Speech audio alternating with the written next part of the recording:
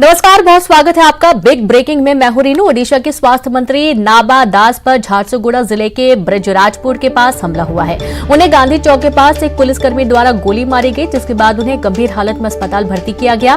नाबा दास एक कार्यक्रम में शामिल होने जा रहे थे। स्वास्थ्य मंत्री नाबा दास जब अपनी गाड़ी से बाहर निकले तभी एएसआई ने उनके ऊपर फायरिंग कर दी। हालांकि पुलिस कर्मचारी ने उन पर फायरिंग क्यों की, इसकी वजह अब तक सामने नहीं आई है। घटना के बाद नवदास को अस्पताल में भर्ती किया गया और इस घटना के बाद बीजेडी कार्यकर्ता धरने पर बैठ गए, जिसके बाद मौके पर तनाव बढ़ गया। ऐसा माना जा रहा है कि नवदास पर यह हमला पूर्व नियोजित था, क्योंकि मंत्री को कथित रूप से करीब से गोली मारी गई और इस घटना ने एक बार फिर सुरक्षा उपायों पर गंभीर सवाल खड़े किए हैं, क्योंकि नवदास को पुलिस सुरक्षा भी प्रदान की गई थी। ओडिशा के कैबिनेट मंत्री पर फायरिंग करने वाले पुलिसकर्मी की पहचान गोपाल दास के रूप में हुई है, जो कि गांधी चौक में एएसआई के रूप में तैनात था। जानकारी के मुताबिक एएसआई गोपाल दास ने अपने रिवॉल्वर से नवदास पर 4 से 5 राउंड गोली चलाई। गोली मारने वाले हमलावर को पकड़ लिया गया और उससे पूछताछ की जा रही है। नवदास की हालत बहुत नाजुक है और उन्हें भुवनेश्वर के लिए एयरलिफ्ट किया गया है।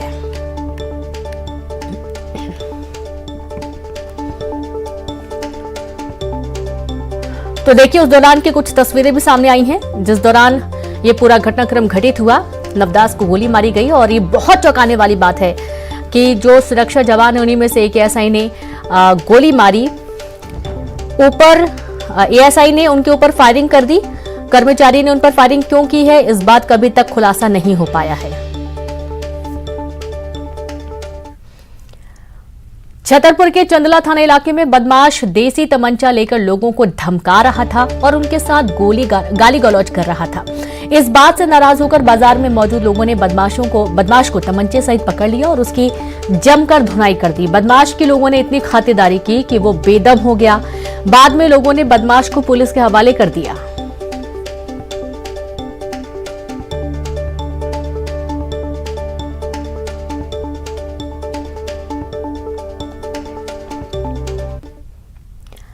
छतरपुर के बमीठा थाना इलाके में रफ्तार का कहर देखने को मिला। यहां तेज रफ्तार मोटरसाइकिल सवार रोड पर टर्न ले रहे जेसीबी से टकरा गया। रफ्तार के कहर में बाइक सवार युवक गंभीर रूप से घायल हो गया। युवक को इलाज के लिए अस्पताल भर्ती किया गया है। पूरा घटनाक्रम सीसीटीवी में कैद हुआ है। देखिए तस्वीरें।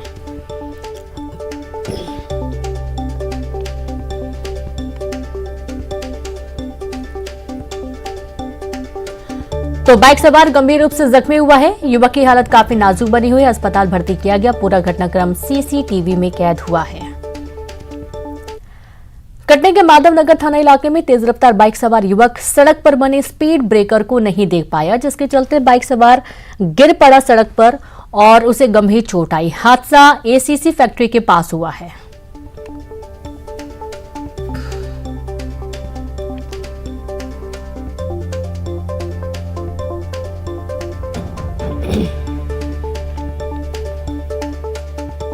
तो एक बार फिर से देखिए, जहां ब्रेकर था, ब्रेकर युवक नहीं देख पाते और अचानक से वो बाइक सहित 3-4 गुलाटी खा जाता है और इस दौरान वो बुरी तरीके से जख्मी भी होता है।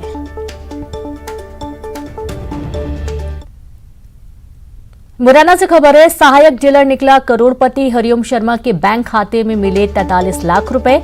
छापे की कार्रवाई में 12,48,000 नगद मिले हैं। ग्वालियर में 3 मंजिला मकान, 1 फ्लैट, 2 प्लॉट, 5 एफडी सहित 17.87 लाख के जेवर मिले। लोकायुक्त की छापामारी कार्रवाई में खुलासा हुआ है।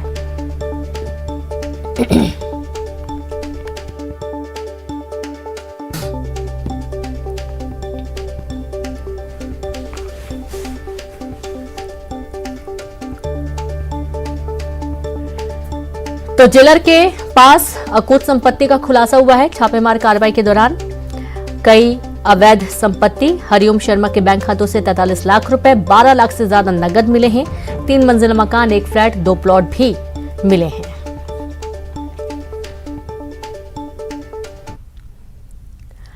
केंद्र सरकार 1 फरवरी को आम बजट पेश करेगी। मोदी सरकार के इस बजट से जहां आम लोगों को काफी उम्मीदें हैं, तो वहीं उद्योगपतियों को भी इससे काफी उम्मीदें हैं। बजट पेश होने से पहले न्यूज 18 ने आम बजट के बारे में लोगों की राय जाननी चाहिए और इसके लिए न्यूज 18 की टीम पहुंची जबलपुर के चैंबर्स ऑफ कॉमर्स में और वहां बातचीत की गई। देश की अर्थव्यवस्था के लिहाज से अब बेहद महत्वपूर्ण दिन यानी 1 फरवरी नजदीक आ रहा है। केंद्र सरकार का बजट इस दिन पेश होने वाला है। तो भारत के दिल यानी एमपी के लिए इस बार क्या कुछ रहेगा केंद्र सरकार के इस बजट में, इसको लेकर के अलग अलग वर्ग उम्मीद लगाए बैठे हैं। चूंकि चुनावी वर्ष भी है, 9 राज्यों में इलेक्शंस होने हैं, जिसमें एमपी भी बेहद रूप से प्रमुख है। तो ऐसे कयास लगाए जा रहे हैं कि संभवतः लोक लुभावना ये बजट हो सकता है। जो भी हो, इस वक्त हम महाकौशल चैंबर ऑफ कॉमर्स में मौजूद है, जहां पे उद्योगपति, तकनीकी रूप से जानकार जो है क्या कुछ उम्मीद दिए बैठे हैं। हम इसकी शुरुआत करते हैं चर्चा की। रवि गुप्ता साहब हमारे साथ है। सर, बेशक केंद्र सरकार का बजट, हमने जिक्र किया कि इलेक्शंस भी हैं, लोक लुभावना भी हो सकता है। एज एन उद्योगपति आप क्या उम्मीद रखते हैं? देखिए, ऐसा है, लोकतंत्र में चुनाव होना एक आम बातें हैं, मगर जब आर्थिक हम विकास की बात करते हैं तो बजट एक बहुत महत्वपूर्ण विषय होता है हम उद्योगपति और व्यापारियों के लिए, क्योंकि इससे हमारे अगले वर्ष की दशा और दिशा दोनों का निर्धारण करते हैं हम।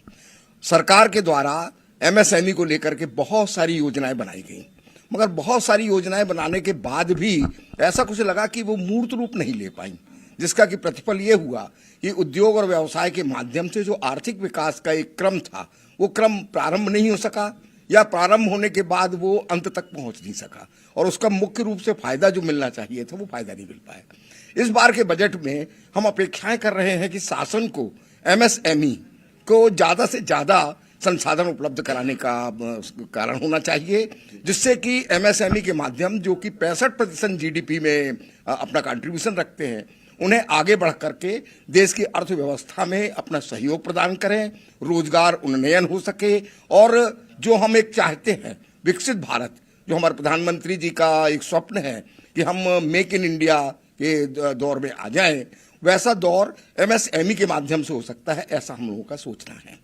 जी, बेशक कहाँ अपॉर्चुनिटीज हैं एमपी के लिए, महाकौशल के लिए, जहां से कहीं ना कहीं केंद्र सरकार मदद कर सकती है और बजट के माध्यम से इस पूरे अंचल को फायदा मिल सके?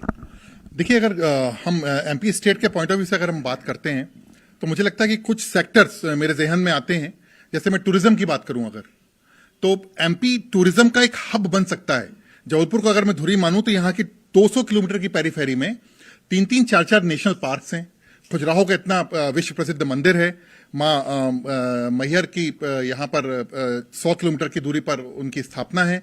तो यहाँ पर बहुत सारे ऐसे स्थल हैं जिनको हम टूरिज्म के नाम पर विकसित कर सकते हैं। फिल्म सिटी का एक मिनी फिल्म सिटी के नाम पर हम यहाँ जबलपुर में और उसके आसपास के क्षेत्रों में यहाँ पर लगाई जा सकती है, जिससे कि यहाँ का आर्थिक विकास हो सकता है। सेंट्रल गवर्नमेंट इस पर एक पॉलिसी बना सकती है। सेकंड, अगर मैं बात करूं, जैसा माननीय अध्यक्ष जी ने अभी बात करी है कि डिफेंस के यहाँ बड़े बड़े 5 इंस्टॉलेशन है, अगर इनको काम मिलता है सेंट्रल की नीति के अंतर्गत, तो निश्चित रूप से जो एंसिलरीज यहां पर हैं वो काम करेंगी और एंसिलरीज विकसित होंगी और रोजगार बढ़ेंगे, हमारे जबलपुर का आर्थिक विकास होगा।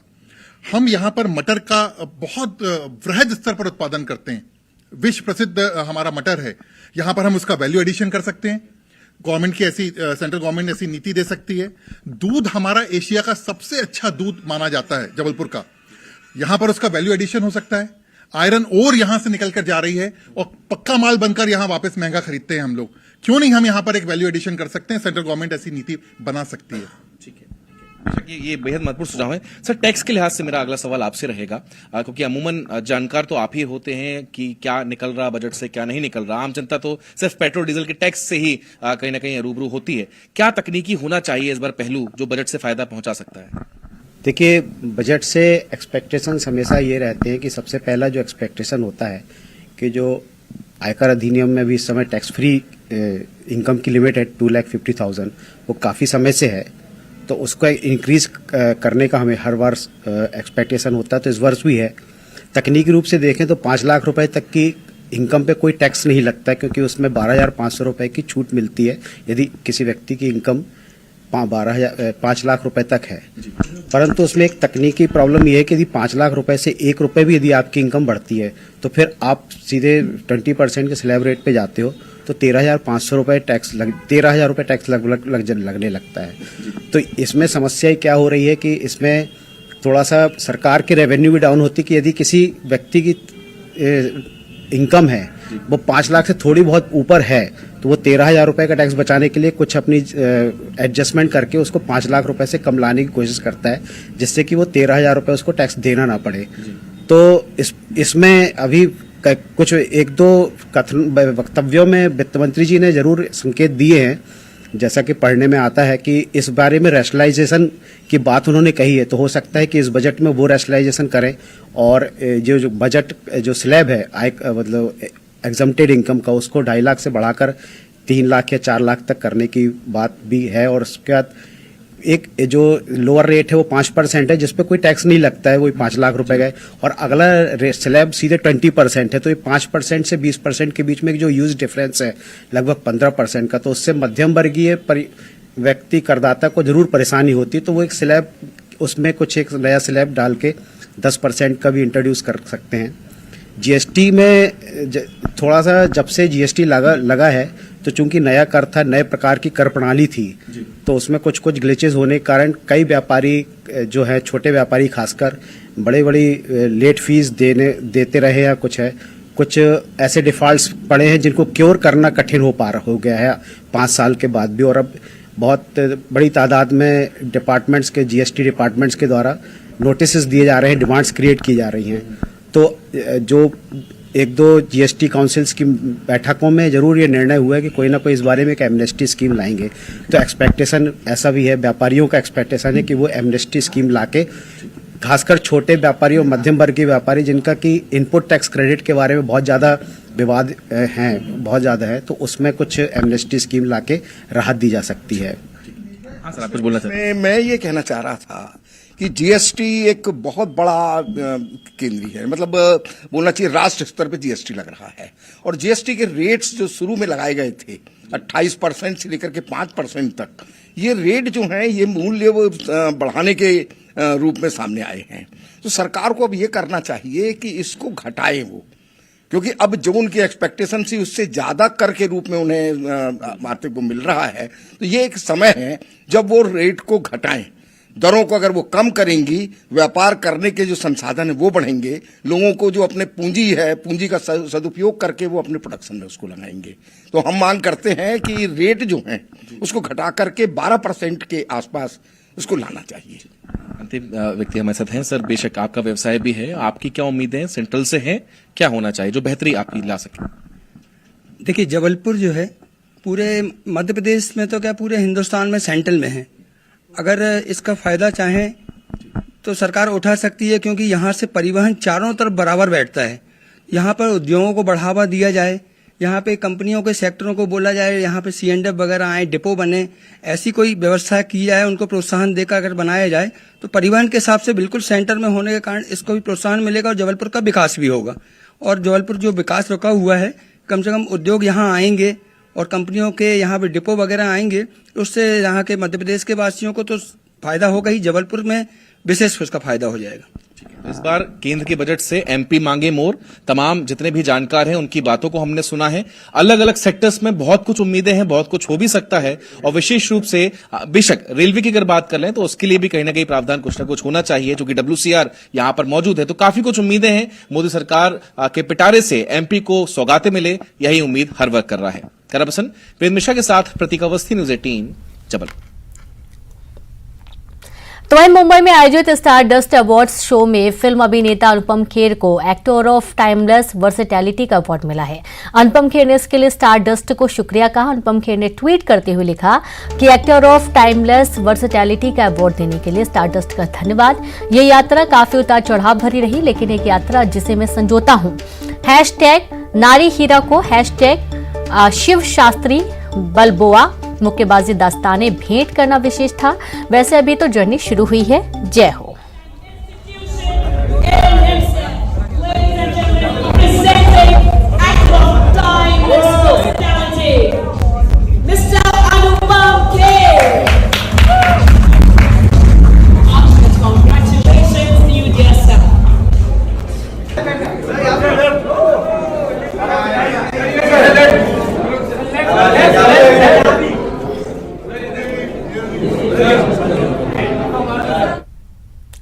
आइए अब आपको दिखाते हैं वायरल सुपरहिट।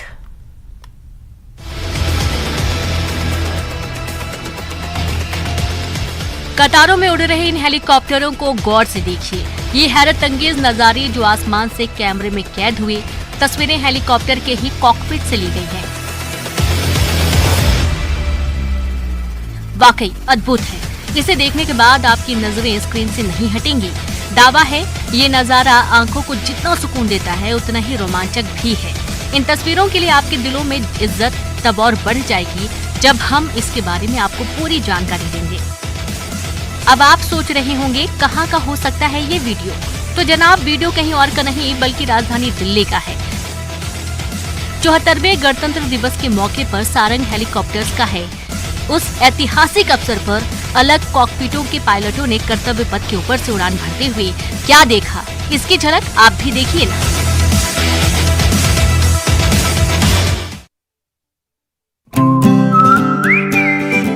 हर खूबसूरत और मासूम चीज दिल और आंखों को सुकून देती है। कई ऐसी तस्वीरें होती हैं जिससे नजरें हटती नहीं हैं। सोशल मीडिया पर एक वीडियो खूब वायरल हो रहा है जिसमें एक नन्ही लड़की पीठ पर टोकरी लिए नन्हे कदमों से चलती जा रही है।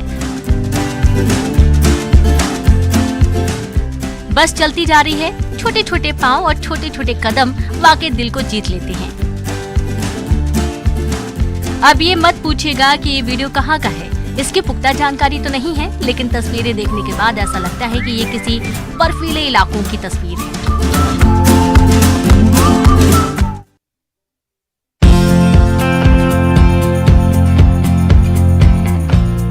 बाइक या स्कूटी कानूनी तौर पर दो लोगों के सफर के लिए ही है, लेकिन जब नियम उल्लंघन करने पर आमादा हो जाए तो 2 से अधिक भी। लेकिन क्या आपने देखी है ऐसी स्कूटी जो स्कूटी कम और मालवाहक ज्यादा लग रही हो? जी हाँ, सोशल मीडिया पर एक ऐसा ही वीडियो जमकर वायरल हो रहा है जिस पर पूरी तरह से सामान लदा है। वहीं ड्राइवर बमुश्किल खुद को स्कूटी के सबसे पिछले हिस्से पर बस टिकाए हुए है और शहर में भर रहा है रफ्तार। किसी ने इसका वीडियो बना लिया, लोग तरह तरह के कमेंट्स कर रहे हैं।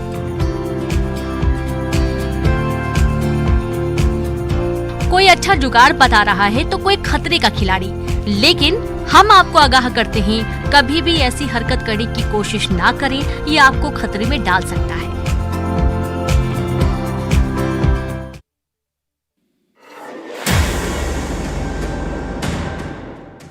कार या बाइक से स्टंट करते लड़कों को तो आपने बहुत देखा होगा, लेकिन क्या आपने देखा है लड़कियों का ऐसा अंदाज जिसे देखकर हर कोई हैरान है।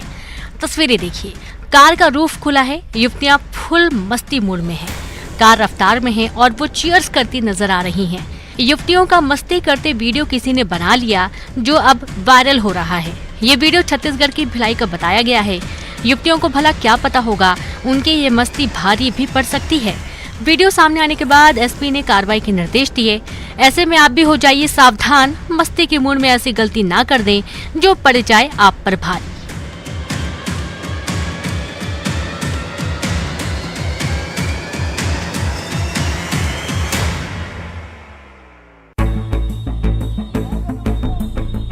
सड़क पर लग्जरी कारों और बाइक से स्टंटबाजी का वीडियो देखा क्या?